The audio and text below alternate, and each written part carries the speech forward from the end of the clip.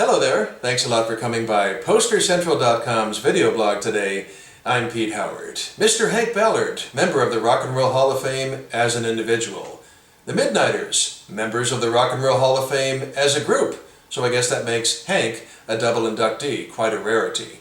And what's fun is I've got 3 different vintage concert posters to show you today from their second career peak of 1960-61. And their first one, if you know your R&B history, was in 1954 as just the Midnighters, when they really tore up the R&B charts. But from this second phase, we have this first one from Tillman Press, made in Oakland, California, and the date is January of 1961, and in Klamath Falls, Oregon. Now, this is a tour blank, so the red part up top was stripped in for each date. But as far as the body, I just love the way the Midnighters there is just in a nice arch. It just looks, it's really nice, catchy effect, rather than just have it straight across the poster. Of course, it was a pretty long word, and if you wanted it in big type, you had to somehow find a way to squeeze it in there creatively. And this also has Tillman's trademark split fountain effect. It goes from red at the top, as you can see, to black. And the name Hank Ballard sort of is in both, best of both worlds there, red and black. And then it gets down to dark blue in the bottom. A little hard to distinguish from the black, but not really. It's a nice effect, one thing that Tillman did quite often.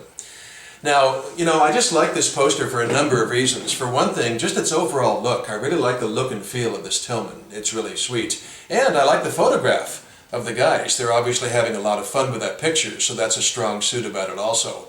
But the thing that stands out the most for me is the presence of 2 key song titles from their second era that are not present on the next 2 posters I'm going to show you.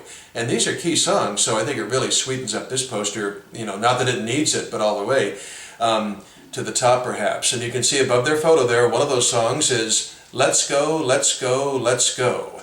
A biggest hit of their second era. That was #1 rhythm and blues for a month in 1960. And the other song title, it's very key, understatement of the day, to the left of their picture is, yep, The Twist. Wow. Hank Ballard wrote the song, and the Midnighters put it on a B-side in 1959.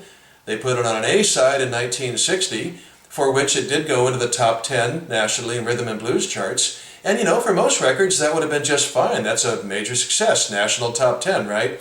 But as we all know, Chubby Checker took that song, made it his own, and rode it all the way to Mars. And so, but it's a legendary song and moment in pop culture history, and closely associated with Hank Ballard and the Midnighters. So it's great to have that song title on any of their concert posters, and it just doesn't turn up that much.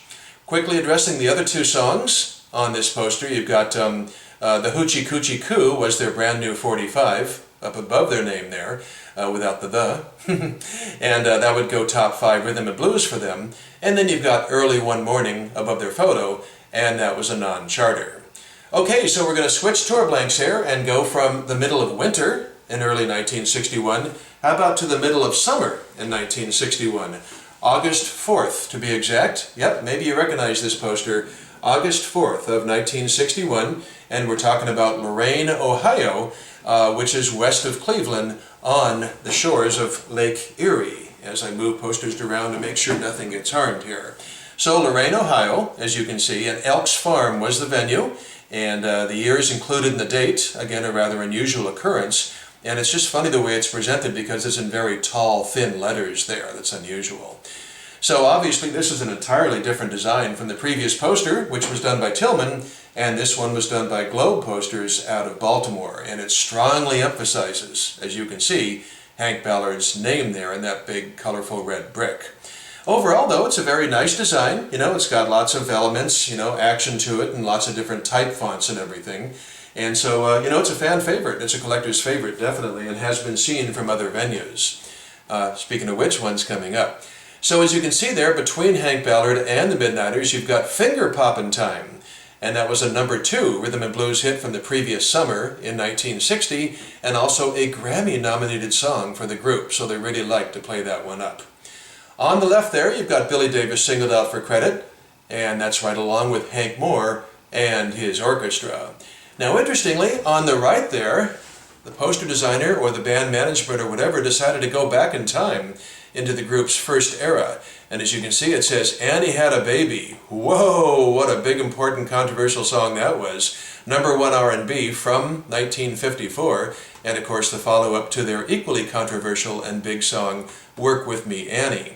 And any Hank Ballard and the Midnighters poster with Annie, just the word on there, is really special and has a lot of zing to it, definitely. And the other song there, interestingly, Ring-a-Ling-a-Ling, was a 1955 non-charter for the group. Very interesting how they chose to, on this tour blank, just go back to the first era before Hank's name was singled out, and, you know, not mention, just ignore the recent hits other than Finger Poppin' Time. Okay, so with this tour blank, I'm going to show you the same one, but let's jump ahead 6 months into the next year, February of 1962, and I'll hold them side by side for a sec because voila, look at that, huh? The red has turned into pink. How cool is that? Yeah, look at that. Wow, very nice. Now, the show was on Valentine's Day, which I'll get to in a minute. You can certainly see the February 14th.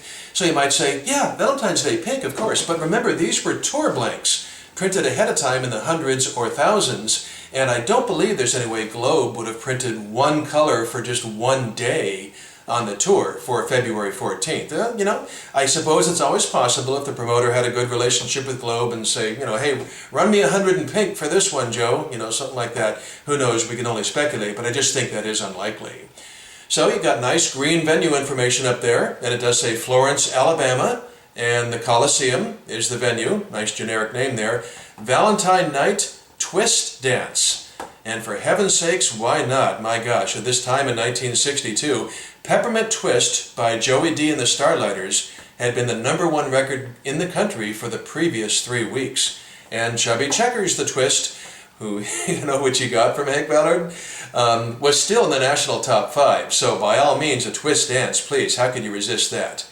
And as you can see, it does say Wednesday, February 14th, Valentine's Day, 8 p.m. to midnight, all tickets $2. And then all kinds of details there about getting tickets, which I won't get into. But I've got to show you the last few words.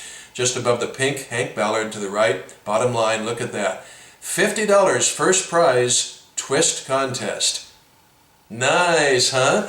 Boy, $50, that was a lot of scratch in 1961. That's a nice, generous prize. So, oh man, I love all 3 of these posters for different reasons. And so I'm holding the pink. This is how we'll end it in 62. But Hank Ballard and the Midnighters, Mr. Twist, he'll always be known as, and all their other hit records too on the R&B charts. So thanks a lot for stopping by. Have a good day, and we'll see you again soon. Bye-bye.